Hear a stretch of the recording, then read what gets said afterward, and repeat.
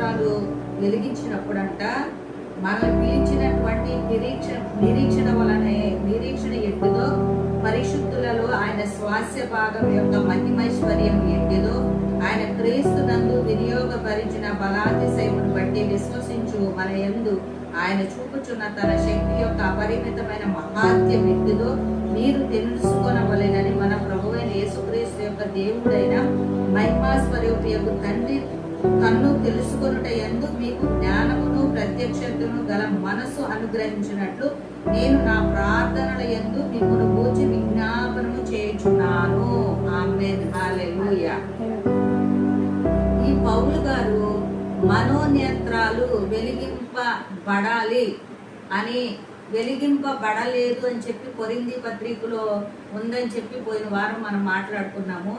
ఇప్పుడు మరి ఏమంటున్నాడంటే ఆ మనోనేత్రాలు వెలిగింపబడితేనంట దేవుని యొక్క బలాతిశయము, పరిశుద్ధులలో ఉన్నటువంటి మరి శ్వాస భాగము, దేవుడు మనల్ని పిలిచిన పిలుపునైన నిరీక్షణ, మరి ఇలాంటిది మహిమైశ్వర్యము, ఇవన్నీ కూడా దేవుని బట్టి మనం తెలుసుకోవాలని చెప్పి మన నిమిత్తమై, అంటే ఈ ఎఫెసీ పత్రికలో ఉన్నటువంటి ఆనాడు సంఘం నిమిత్తమే ఈయన ప్రార్థన చేస్తున్నాడు అంట.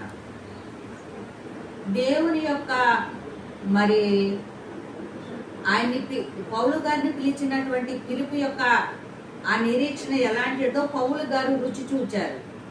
పరిశుద్ధులలో ఆయన శ్వాస భాగం ఏంటో ఆయన రుచి చూచారు. తర్వాత దేవుని యొక్క మహదైశ్వర్యం ఎట్టిదో ఆయన రుచి చూచాడు.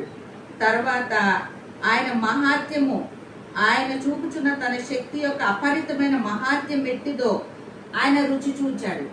ఇవన్నీ రుచి చూచాడు కాబట్టి ఆయన చూచినటువంటి దేవునిలో ఉన్నటువంటి గొప్ప గుణాలు, గొప్ప లక్షణాలు, గొప్పతనాన్ని ఆయన చూచాడు కాబట్టి మనము కూడా చూడాలని, మనము కూడా తెలుసుకోవాలని చెప్పని ఆ యొక్క పౌలు గారు ఆయన ప్రార్థనలో మన కోసం ప్రార్థన చేస్తున్నారంట. మన అవసరాలు తీరాలని ప్రార్థన చేయట్లే ఆయన.